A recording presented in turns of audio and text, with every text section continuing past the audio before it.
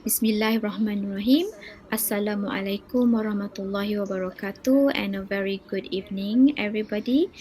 So my name is Dr. Liza Isyqi Ramli. Currently I'm a lecturer in education department in IPG campus Ilmu Khas. And before I start with my presentation, first of all, I would like to express my gratitude for the opportunity to represent IPG Campus in Mohas as well as IPGM in sharing a discourse on this topic.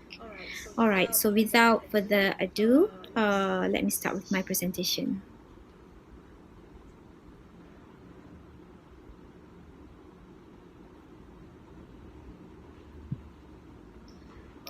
All right, so the topic for my presentation is addressing inclusive education, the way forward. Okay, so this is the definition of inclusive education in Malaysia. So according to Education Act 1996, Education Special Education, Regulations 2013, inclusive education in Malaysia is an educational program for a pupil with special educational needs, which is attended by a pupil with special educational needs together with other pupils in the same class in a government school or government-aided school.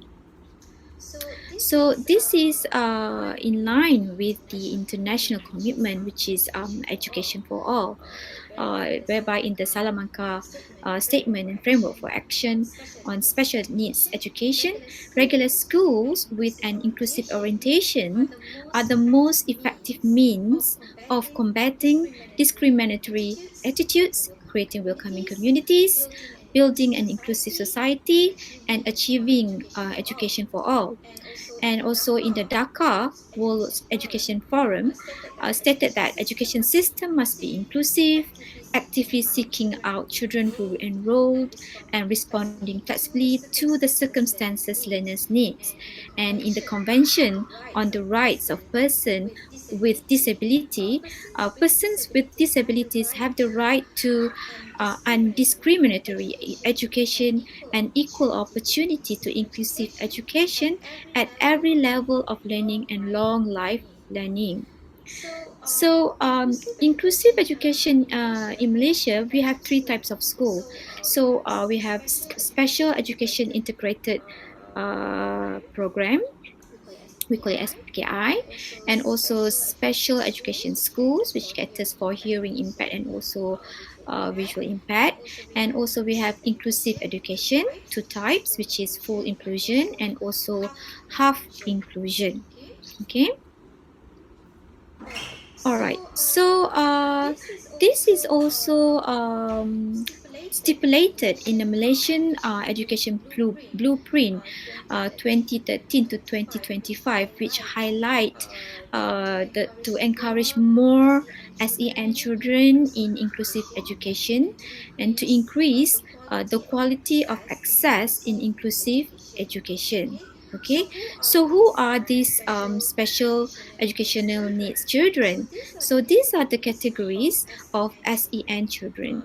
According to Malaysian Education Special Education Regulations 2013, the categories are as follows: hearing disability, visual disability, physical disability, speech disability, learning difficulties, or any combination of the disabilities or difficulties above. All right. So why we need to have inclusive education? So there are many studies. So based on previous studies, inclusive education focuses on the effort of eliminating or reducing learning obstacles, and also it said that inclusive education, children who are learning in the same environment with their peers, they have better social skills and also academic achievement. And based on my own study, early identification, understanding the concept of inclusive education, as well as teacher training are very crucial in teacher education. All right, so this is the theoretical framework that I use in my study. So from this, the diagram here, it shows and attitude, okay, which comprised of three correlated but distinct components, which is the behavioral component, cognitive component, and also affective component. And this is encircled by the ecological system theory. The ecological system theory explains the interactions that happen within the layers or system that will influence teachers' attitudes towards inclusive education. So these bi-directional linkages across the system will affect the teacher's attitudes. So the four interacting levels of the system are the microsystem, inclusive classroom, and also we have mesosystem, parents, specialists, other teachers, exosystem, the school ethos, government policies, and also the macro system, the culture, and also the values. So this development of this framework will provide clarification on identifying factors which encircle the study of teachers' attitude. Okay. All right. So these are the summary of the key findings. So the findings from the quantitative data provided multi-dimensional views on IE. So it seems that respondents agreed that IE or inclusive education will foster understanding and acceptance of differences. However, they believed that children with SEN are better served through special classroom. All right. And that one is for the cognitive one. For the behavioral component, they also seem reluctant to support children with SEN in the mainstream classroom. However, they are willing to be trained, develop their teaching and classroom management skills, as well as changed and assessed their own teaching practice. As for the affective component, they also seem to accept both children with learning difficulties and also emotional behavior difficulties, and they are willing to serve them within their capacity. Okay, so this is the finding from the quantitative data.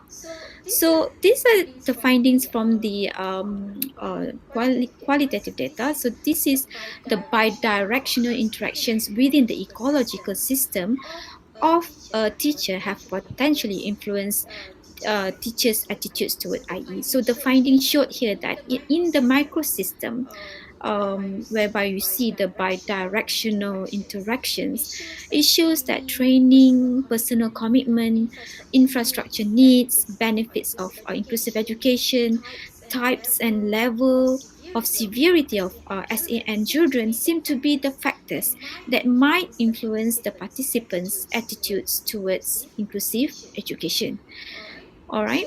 So in the MESA system, the collaborations with the specialists, the support from parents, principals, special education teachers, and other teachers also influence the participant attitudes. Whereas in the EXO system, the roles of Ministry of Education, school culture, roles of teachers, as well as roles of inclusive education as a policy itself might influence the teacher's attitudes towards IE, inclusive education.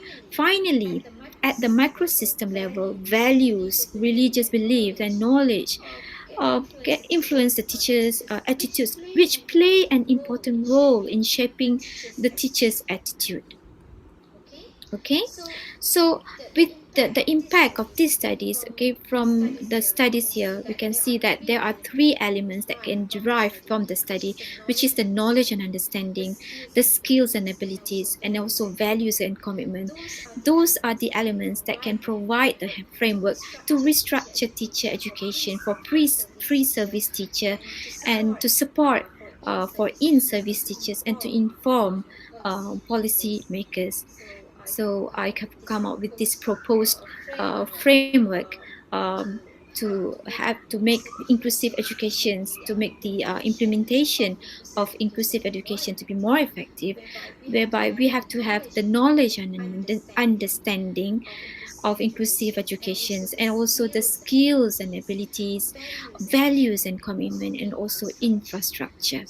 So based on this proposed framework, this has become the takeoff for the IPG, Inclusive Education Conceptual Framework. So from this conceptual framework, we need to have inclusive human capital.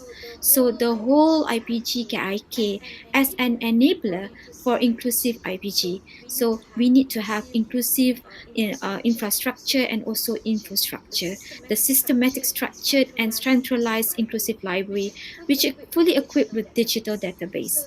So this has become our aspirations and also the directions for IPGKIK as a center of inclusive education by 2025.